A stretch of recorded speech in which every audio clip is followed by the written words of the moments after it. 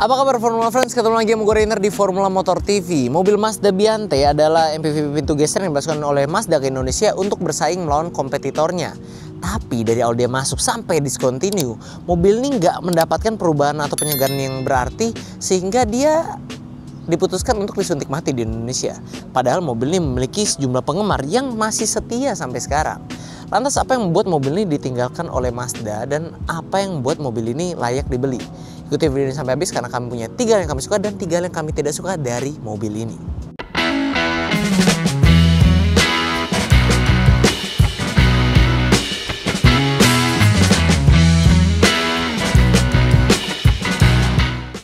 Oke, hal pertama yang kami suka dari si Mazda Biante, dan kami udah pernah coba Mazda Biante ya. Yang pertama kali itu ketika pas duduk, itu posisi berkendaranya itu enak. Jadi sebenarnya kalau kita inget-inget ini Mazda gitu loh. Semua Mazda nggak ada yang posisi duduknya nggak enak. Karena dasarnya Mazda itu kuat banget buat ciptain mobilnya ke driver oriented.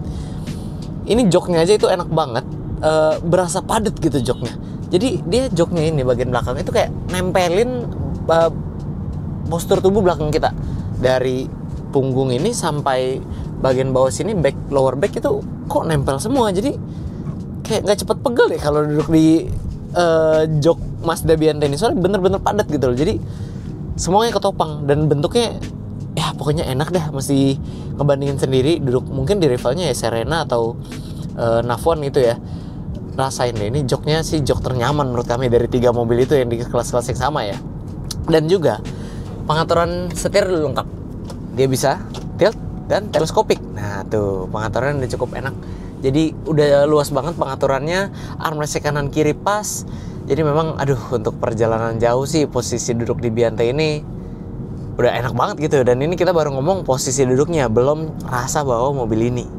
Tapi sebelum kita masuk ke gimana rasa berkendara dari keseluruhannya, kita bahas dulu satu hal yang kelihatan banget di sini, yaitu visibilitasnya.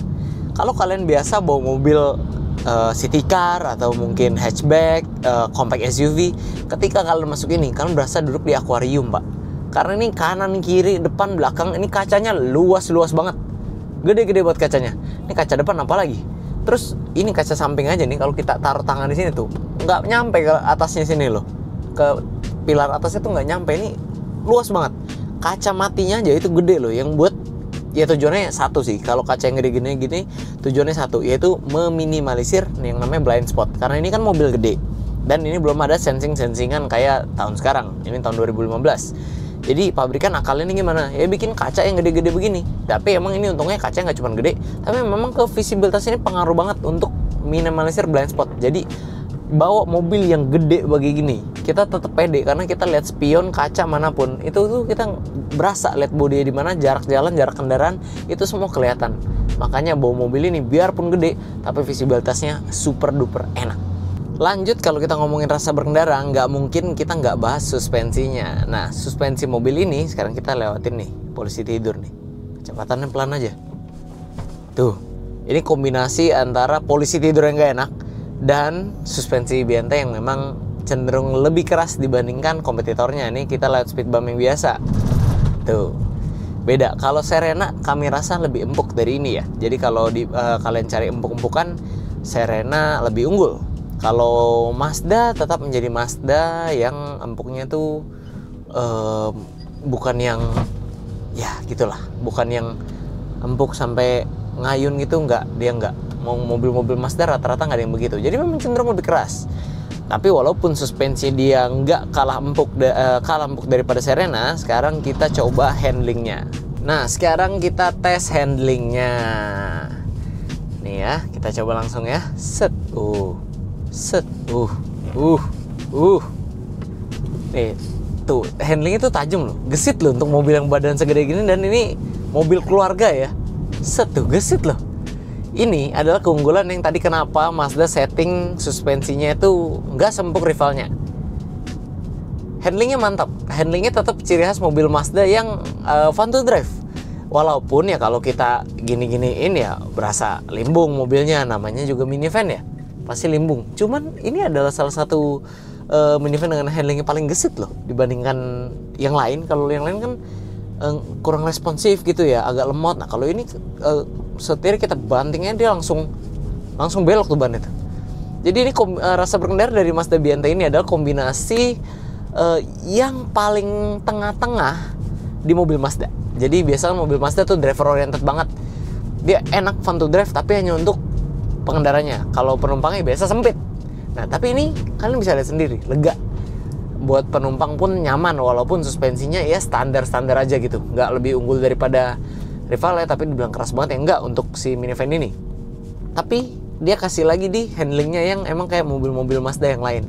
Jadi kalau kalian yang memang udah punya Mazda sebelumnya, untuk transisi ke sini mungkin cari mobil keluarga gitu ya untuk jalan jauh, gue rasa kalian akan langsung cocok sih. Buat kalian yang bukan transisi dari Mazda, harus ada penyesuaian, dan kalian tahu dulu kalau Mazda tuh memang karakternya begini. Dia semua mobil rata-rata driver oriented, cuman kali ini dia bikin mobil yang family oriented, tapi juga tidak meninggalkan rasa asik buat si pengendaranya. Kayak handlingnya yang asik ini, set. Nah, itu tadi dari overall rasa berkendara untuk mobil ini. Hal selanjutnya yang kami suka dari mobil ini adalah fitur keselamatan yang terbilang mumpuni untuk mobil di kelasnya. Dia diberikan 2 buah airbag oleh Mazda, pengeremannya lengkap, sudah ABS EBD brake assist, jadi untuk pengereman udah pasti pakem. Lalu dia juga sudah punya cakram depan belakang. Nah, itu cakram depan belakang cakep tuh. Terus dia juga sudah punya ISOFIX ya, karena ini mobil keluarga, jadi dia mendukung kalau kalian bawa child seat. Lalu dia juga punya parking kamera dan sensor tentunya. Selain visibility yang bagus tadi, dia juga dikasih kamera lagi, jadi parkirnya lebih mudah. Lalu dia juga sudah punya vehicle stability control yang ada tombol di sebelah sini dan hill launch assist. Jadi ketika kalian lagi tanjakan, tenang aja, nggak ada tuh yang namanya mobil ini nyelonong ke bawah, karena dia udah punya hill launch assist yang bikin mobil ini tetap stay meskipun kalian lagi ada di tanjakan. Dan untuk menambah visibilitas di kaca belakang tuh dia udah kasih defogger. Jadi ketika berembun atau apa, kaca belakang visibilitasnya tidak akan terganggu. Mazda Biante dibekali mesin berkapasitas 2000 cc 4 silinder segaris DOHC dengan teknologi Skyactiv. Di atas kertas, mobil ini mampu menyemburkan tenaga sebesar 151 PS pada putaran 6000 rpm dan torsi maksimal hingga 190 Nm pada putaran 4100 rpm. Tenaga ini disalurkan melalui transmisi otomatis konvensional 6 percepatan ke 2 roda depan. Oke, ini adalah hal ketiga yang kami suka dari Mazda Biante Skyactiv, yaitu efisiensi bahan bakarnya. Kalau dibandingkan dengan rival-rivalnya, mobil ini adalah salah satu yang teririt, bahkan bisa dibilang yang paling irit di kelasnya. Karena itu dia, teknologi Skyactiv tadi. Meskipun transmisinya AT konvensional, bukan CVT kayak Serena, tapi dia bisa mencatatkan angka yang impresif. Kayak kita dapat 8,1 liter per 100 kilo. Kalau dikonvert itu sama dengan 12 km per liter.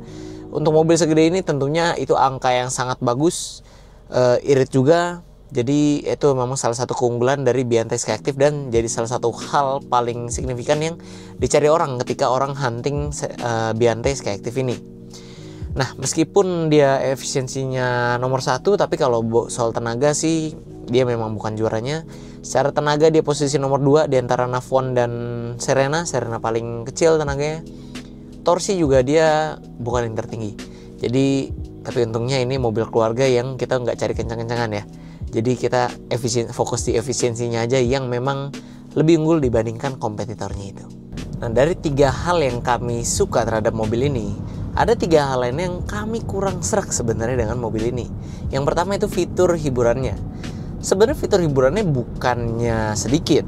Dia udah lampunya HID, udah ada smart entry, electric power sliding door dua-duanya, joknya ini jok full kulit, setir kulit, ada audio steering switch, touchscreen, roof monitor, dan beberapa fitur lainnya.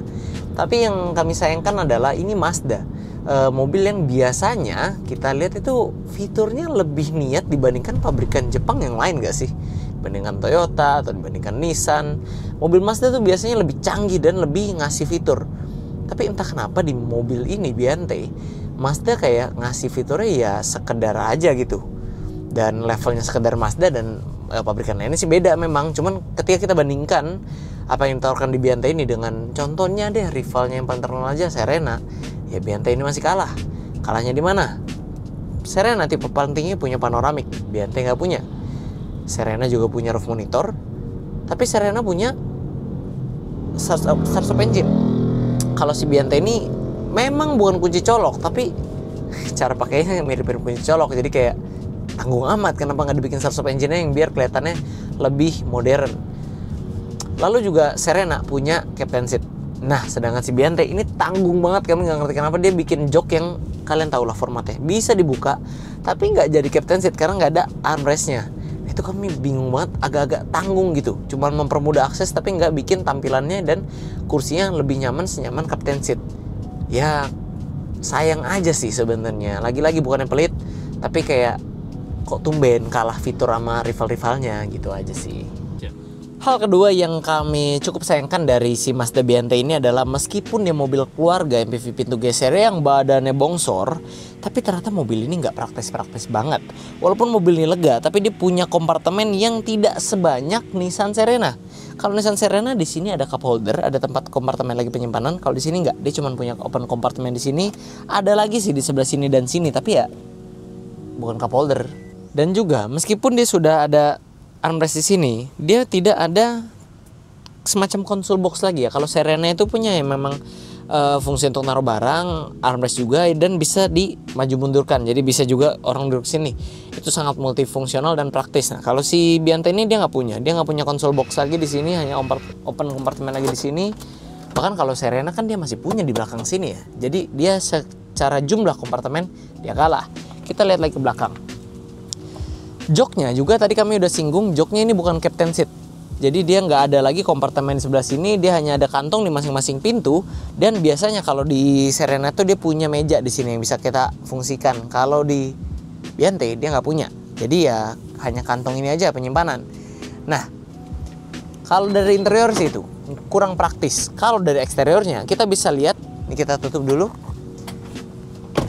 Kalau kalian lihat, mungkin kalian nggak sadar, tapi ground clearance mobil ini lebih pendek dibandingkan Serena, yang membuat mobil ini lebih tidak fleksibel ketika kalian melewati jalan yang rusak atau bergelombang, sehingga lebih rawan mepet ke bawahnya sini.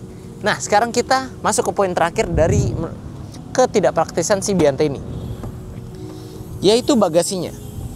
Bagasinya memang ya luas kalau dibandingkan dengan mobil lainnya, dan ini juga pengaturannya mudah. Kalian tinggal bisa atur mau sini atau emang dimaksimalkan. Tapi kapasitas bagasinya meskipun kita udah lipat pepet ke sana, ini masih kalah dibandingkan Serena. Perbandingan liternya kami tampilkan di sini.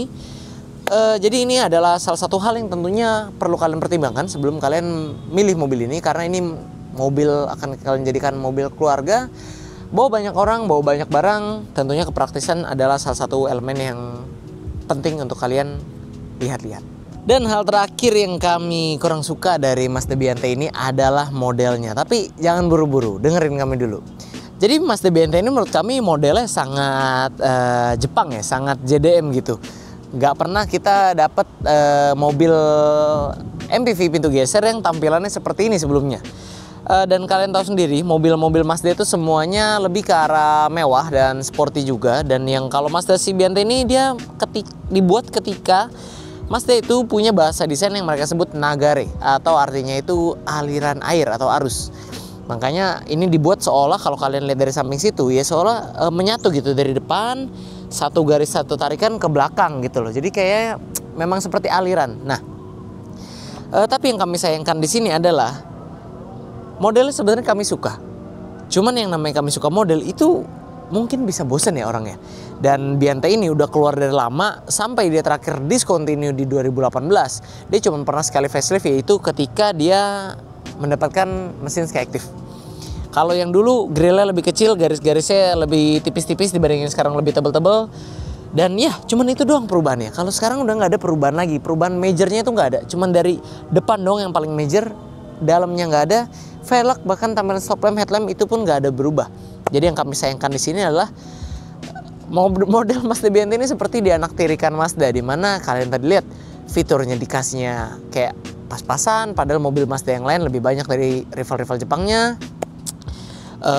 Sekarang modelnya juga kurang diperhatikan gitu ya. Kami tahu Mazda Indonesia saat ini fokusnya ke arah yang lain, yaitu ke arah segmen SUV mereka yang pilihannya itu banyak banget, bahkan sampai EV-nya aja sekarang udah masuk.